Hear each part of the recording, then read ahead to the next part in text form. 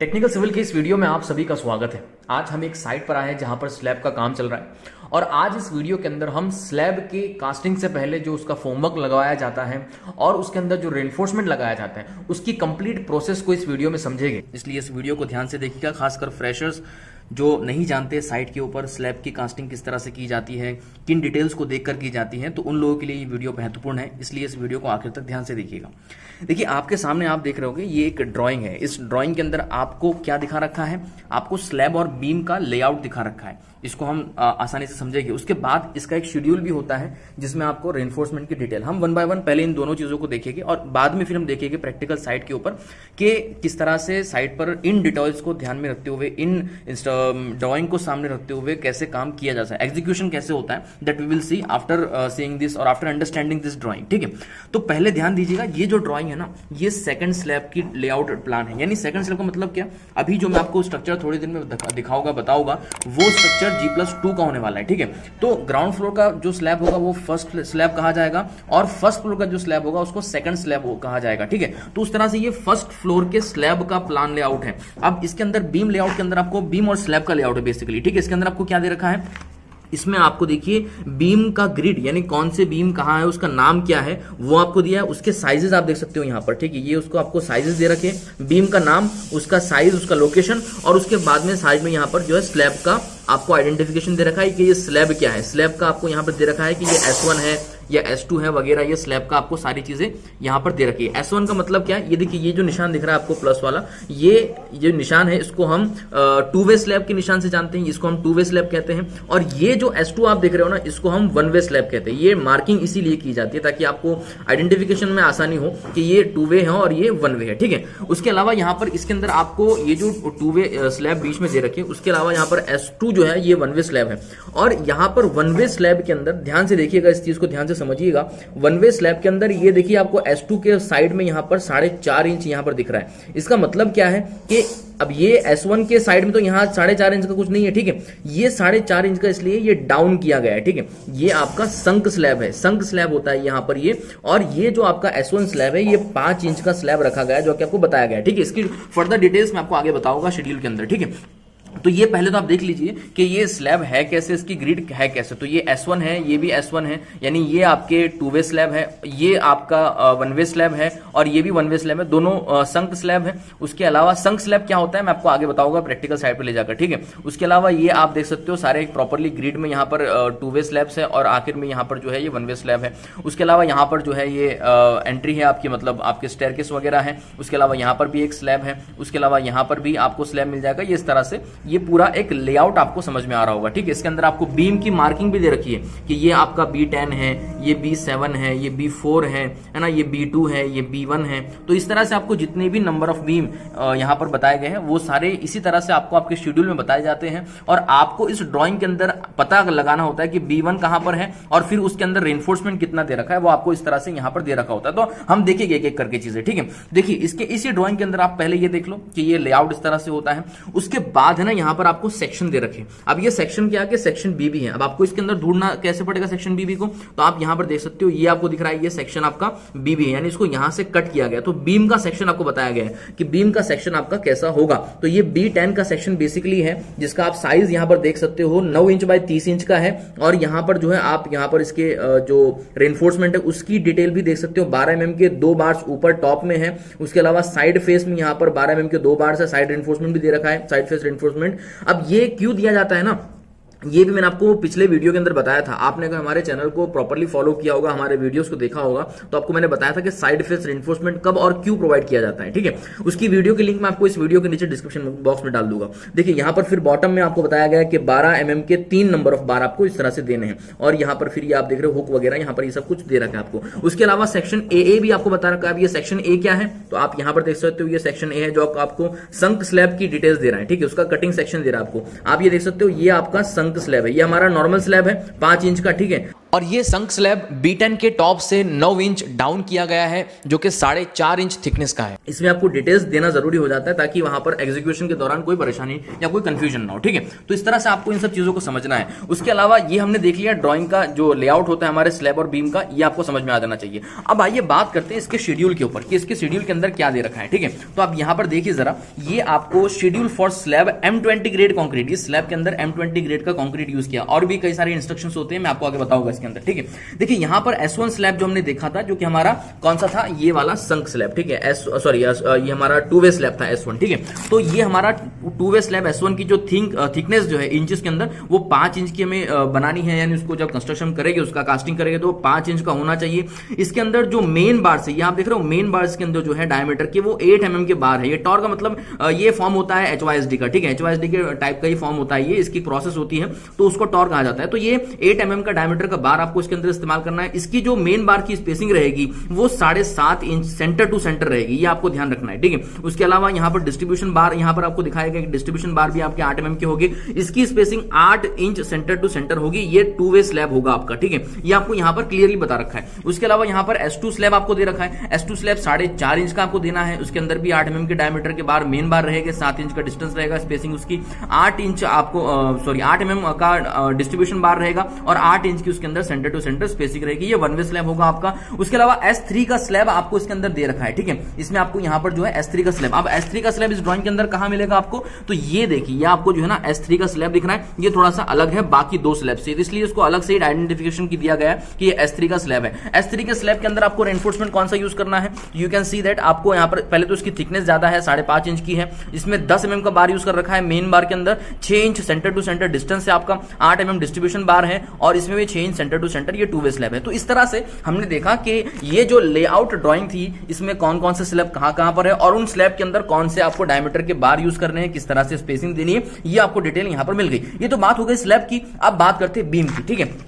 तो यहां पर देखिए, ये बीम का आपको है ना पूरा एक शेड्यूल दे रखा है। अब इस बीम के शेड्यूल के अंदर आपको समझना क्या है, देखिए यहां पर जो है आपको बीम के नंबर दे रखे हैं, B1 B2 B3, जैसे कि यहां पर मैंने आपको बताया था, ठीक है। ये B1 है, ये B2 है, ठीक है। इस तरह से ये B4 B3 वगैरह आपको सारे नाम यहां दे रखे, तो उसी तरह से आपको नाम यहां पर दे रखे हैं। अब यहां पर आपको B1 के अंदर क्या दे रखा है, ध्यान से देखिएगा जरा। B1 के अंदर आपको दिया है कि भाई इसकी जो विड्थ है वो 9 इंच की है, B1 की विड्थ, और इसकी जो डेप्थ है B1 की वो 18 इंच की है, यानी 9/18 का आपका ये बीम रहेगा। इसके अंदर जो स्ट्रेट बार रहेगा, ये बॉटम रेनफोर्समेंट की बात हो रही है, ठीक है। बॉटम रेनफोर्समेंट के अंदर जो स्ट्रेट बार रहेंगे वो आपके 3 नंबर ऑफ बार रहेंगे 12 mm डायमीटर के, ठीक है। इसके अंदर कोई बेंट अप नहीं है, इसमें कोई थ्रू बार नहीं है, साइड फेस कोई भी नहीं है, एक्स्ट्रा रेनफोर्समेंट भी इसमें नहीं है। अब बात कर रहे हैं टॉप रेनफोर्समेंट की, तो इसमें टॉप रेनफोर्समेंट में 2 एंकर बार्स यहां पर यूज करने हैं, इसमें 12 mm के बार यूज करने, इसमें भी कोई एक्स्ट्रा रेनफोर्समेंट वगैरह नहीं है, फिर साइड फेस रेनफोर्समेंट भी इसमें नहीं है। स्टीरअप की बात अगर की जाए तो यहां पर देखिए, यहां पर 6 mm dia if not specified, अगर यहां पर स्पेसिफाइड नहीं होता तो 6 mm यूज करना है, लेकिन यहां पर स्पेसिफाई कर रखा है कि भाई आपको 8 mm के जो है स्टीरअप यूज करने हैं 4 इंच सेंटर टू सेंटर पर, ठीक है। ये लेफ्ट साइड है, ये मिड साइड है, और ये राइट साइड, यानी ये आपका लेफ्ट सपोर्ट है, ये मिड स्पान है, और ये आपका राइट साइड का जो सपोर्ट रहेगा बीम का वो, ठीक है। तो उस तरह से आपको ये आपके डायमेंशन के हिसाब से, उसके जोन के हिसाब से आपको यहां पर स्टीरअप के डिटेल दे रखी है, ठीक है। तो ये हमने B1 का डिटेल देख लिया, यानी B1 का डिटेल का मतलब क्या है कि ये जो बीम है आपका, ये 9/18 का बीम है। इसमें जो है टॉप जो बॉटम रेनफोर्समेंट है वो 3 नंबर ऑफ डायमीटर आपको 12 mm की बार यूज करने हैं, 3 नंबर ऑफ बार आपको 12 mm के यूज करने हैं डायमीटर के। इसी के साथ साथ यहां पर आपको जो है, ये मान लीजिए इसका लेफ्ट हो गया, ये राइट हो गया, और ये मिड हो गया, ठीक है। तो रेनफोर्समेंट आपको जो आप स्टीरअप यूज करोगे तो 8 mm के यहां पर आपको 4 इंच सेंटर टू सेंटर भी यूज करने हैं, यहां पर भी 8 mm स्टीरअप आपकी 4 इंच की होगी, और बीच में जो है ना वो आपका स्पेसिंग जो है वो 6 इंच हो रहा है, यानी बीच में स्पेसिंग बढ़ रही है, ठीक है। ओके, तो ये आपको ध्यान रखना है। उसके अलावा इसके अंदर आप बात करते हैं, इस तरह से B2 के अंदर भी दे रखा है आपको, B3 के अंदर भी दे रखा है, उसके साइज आपको यहां पर बता रखे हैं, उसका रेनफोर्समेंट आपको दे रखा है। तो डिटेल आपको ड्राइंग में इसी तरह से पढ़नी है, ठीक है। उसके बाद ये B5 वगैरह सब कुछ आपको इस तरह से दे रखे हैं। अब बात करते हैं B15 के अंदर,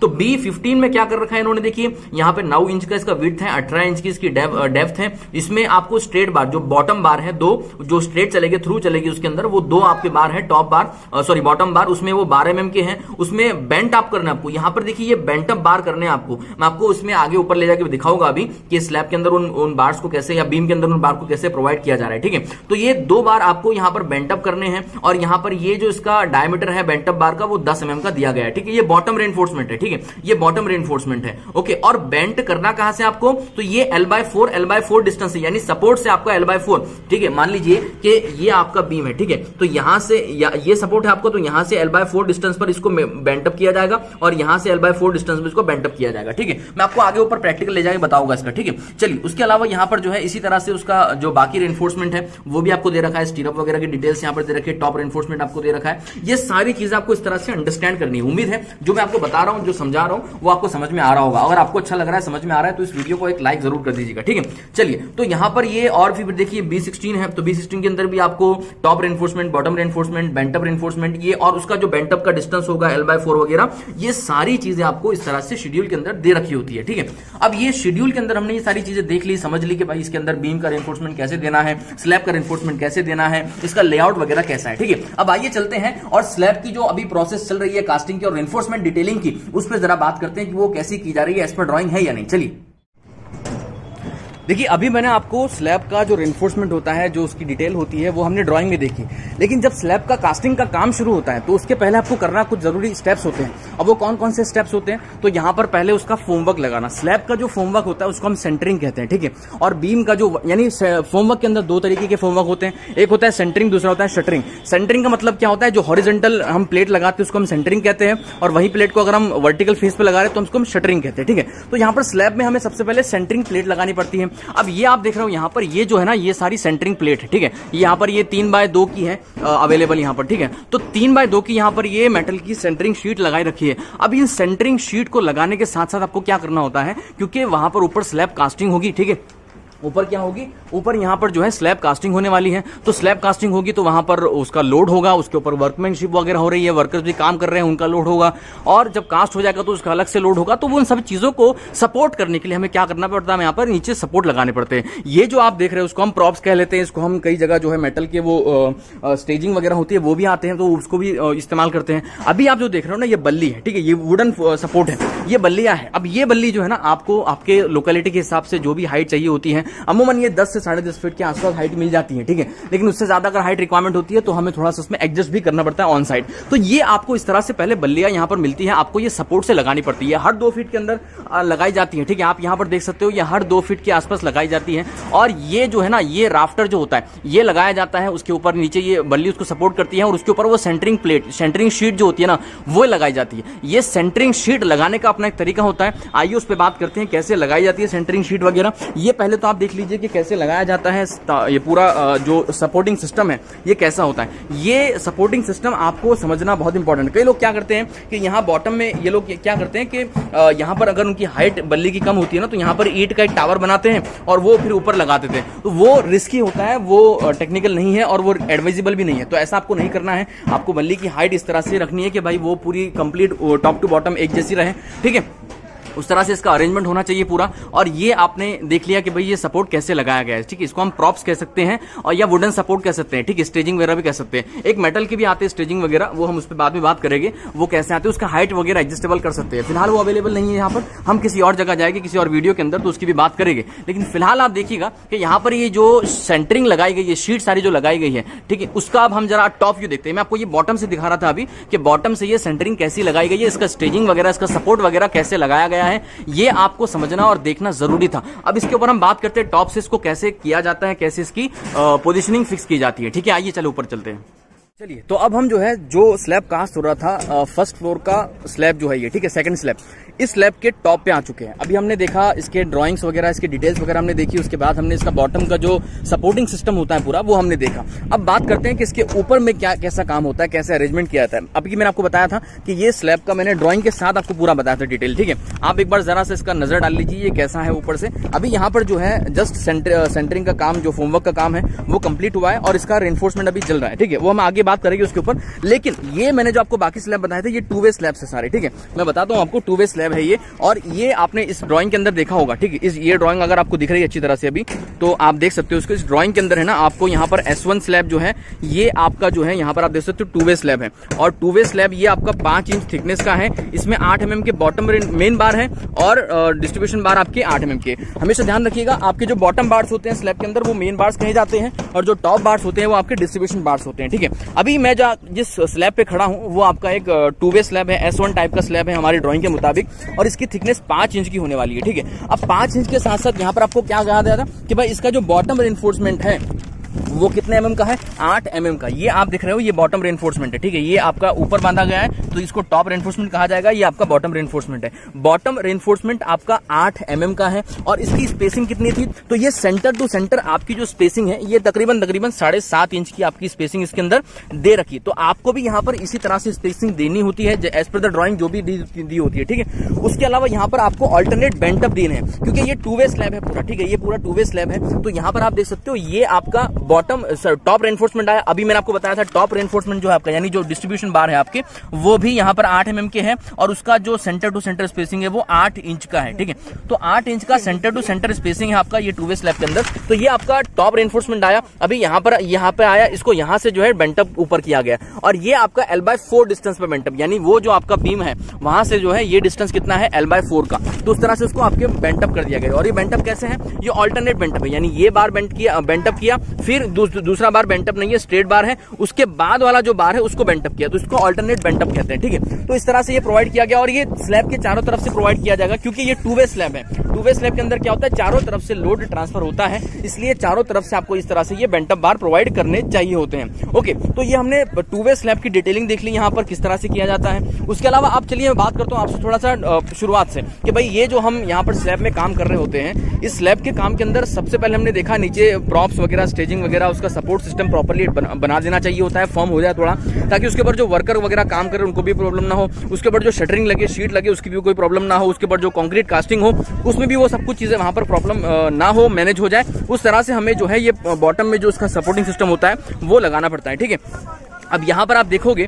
तो शुरुआत में क्या होता है, स्टेजिंग आपने डेवलप कर ली, उसके बाद यहाँ पर ये शीट लगाई जाती है। ठीक है, अब ये शीट लगाने के भी तरीके होते हैं। शीट जो लगा रहे हैं यहाँ पर, उसको प्रॉपर्ली देखना चाहिए होता है कि जो शीट लगाई जा रही है वो प्रॉपर्ली पहले क्लीन होनी चाहिए। उसके साथ साथ यहाँ पर शीट लगा रहे हो तो बीच में कोई गैप नहीं छूटना चाहिए। अगर बीच में कोई गैप छूट जाता तो होगा क्या, जब आप इसकी कॉन्क्रीटिंग करोगे तो कॉन्क्रीटिंग के अंदर कॉन्क्रीटिंग जो उसका स्लरी होती है वो पूरी ड्रेन आउट हो जाएगी, तो वो ना हो, इसलिए हम क्या करते हैं यहाँ पर हमेशा इसको प्रॉपर्ली देखा जाता है कि भाई ये सब जगह से प्रॉपर्ली पैक है या नहीं है, कोई गैप तो नहीं है बीच में। उसके बाद ये प्रॉपर्ली सेंटरिंग हो गई, फिर ऑयलिंग वगैरह कर लेते हैं। ऑयलिंग के साथ साथ फिर ऑयलिंग के बाद क्या होता है कि उसके ऊपर फिर इस तरह से ये जो अभी जो रेनफोर्समेंट लगाया जा रहा है ये बीम का रेनफोर्समेंट है। अब एक बात ध्यान दीजिएगा, स्लैब और बीम को हमेशा एक साथ ही कास्ट किया जाता है, इसलिए आप देख रहे हो यहाँ पर कि ये स्लैब का जो रेनफोर्समेंट है वो भी रखा गया है, और साथ ही साथ ये बीम का रेनफोर्समेंट भी रखा गया है। अभी कुछ देर पहले मैंने आपको बताया था कि इसके अंदर B1 B2, ये जो आप बीम देख रहे हो ना, ये B1 है हमारा, ठीक है, वो हमारा B2 है। तो इस तरह से B1 B2 B3 के हिसाब से नामकरण उसका किया जाता है, नॉमेनक्लेचर किया जाता है। उसके बाद as per the drawing, as per the detail उसकी रेनफोर्समेंट वहां प्रोवाइड की जाती है,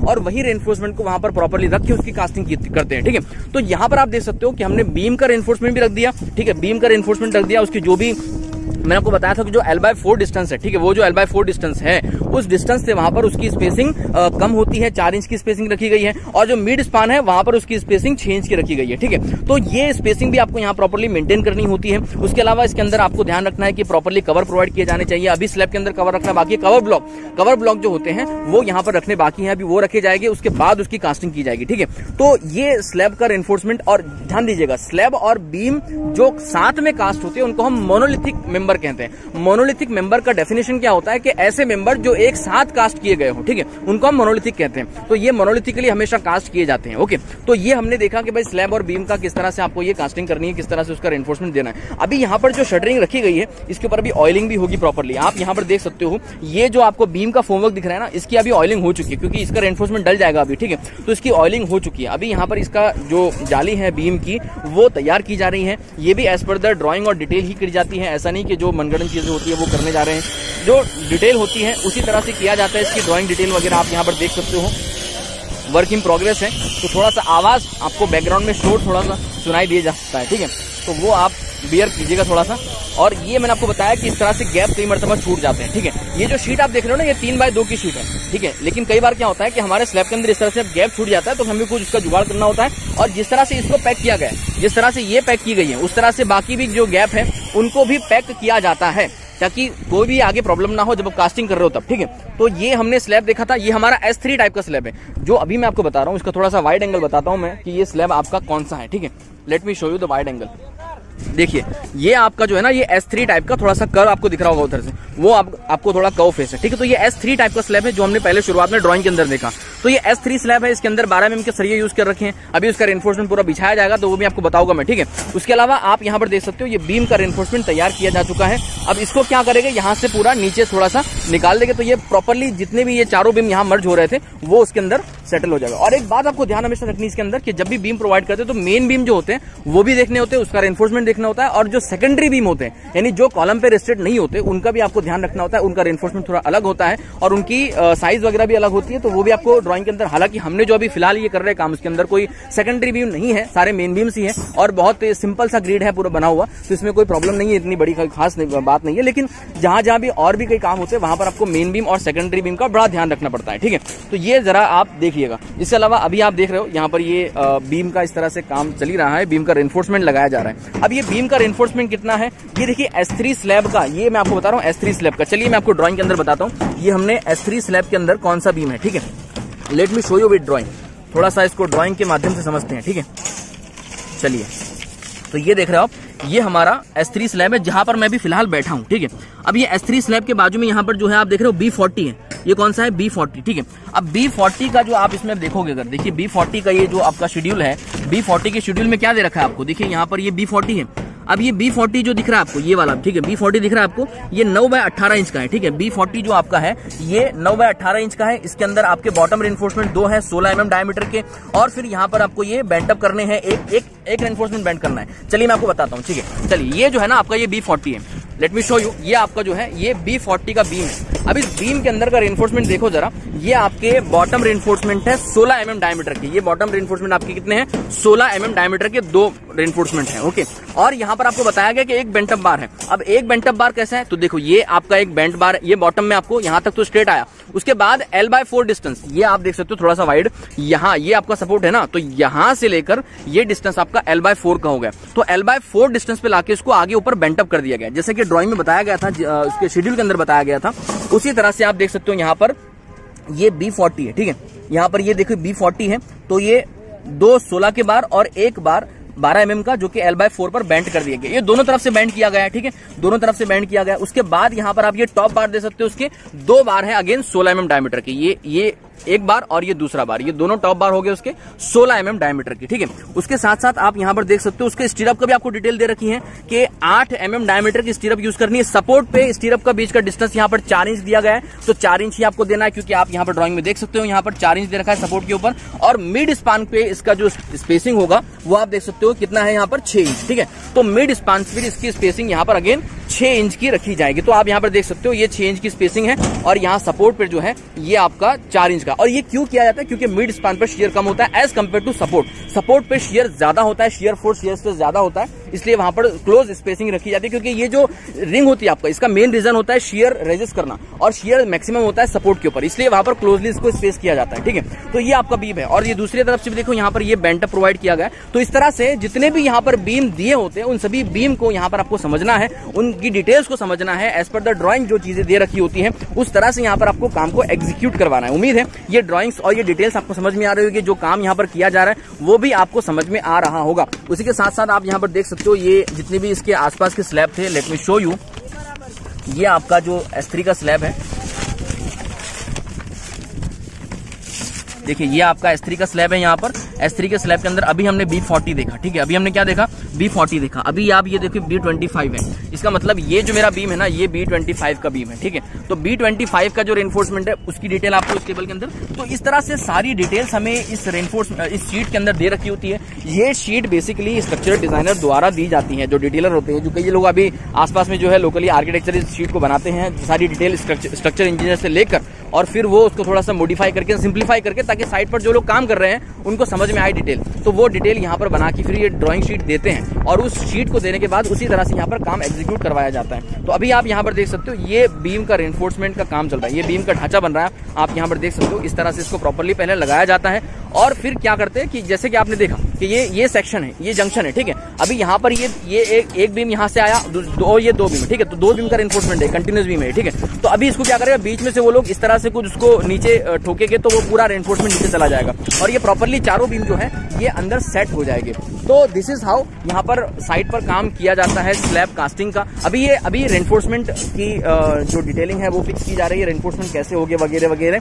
जब इसकी कास्टिंग होगी वो भी हम आगे इसी वीडियो के अंदर कवर करेंगे कि कास्टिंग के अंदर क्या क्या होता है, ठीक है। फिलहाल तो अभी हम यहाँ पर रेनफोर्समेंट की फोमवर्क वगैरह की बात कर रहे हैं, जिसकी कास्टिंग की जो प्रोसेस होती है वो भी हम 1 बाय 1 देखेंगे। तो उम्मीद है इस वीडियो के अंदर जो डिटेल्स जिस तरह से मैंने आपको बताई वो आपको समझ में आई होगी, आपको मजा भी आया होगा, इन सब चीजों को देखकर पसंद आया होगा। अगर आपको ये वीडियो पसंद आया तो प्लीज इसको एक लाइक जरूर कर दीजिएगा। आप हमारे चैनल पर नए हो तो हमारे चैनल को सब्सक्राइब करके बेल आइकन को प्रेस कर दीजिएगा। और आपको लगता है कि ये वीडियो आपके जो जानकारी वाले लोग हैं, जो आपके दोस्त हैं, कोलीग्स हैं, उनको भी देखना चाहिए, उनको भी इससे कुछ देखने को और समझने को मिलेगा, जानने को मिलेगा, तो मेक श्योर कि आप उनको भी ये जरूर शेयर कीजिए अपने कॉन्टेक्ट में, अपने ग्रुप्स में इस वीडियो को शेयर कीजिए। आने वाले और भी ढेर सारे वीडियोस होंगे जो आपको प्रैक्टिकल पॉइंट ऑफ व्यू से बताए जाएंगे, सिखाए जाएंगे। इसलिए आप हमारे चैनल पर हमेशा आते रहिएगा, आपको इस तरह से वीडियोस मिलते रहेंगे। मिलते हैं अगली वीडियो में, धन्यवाद।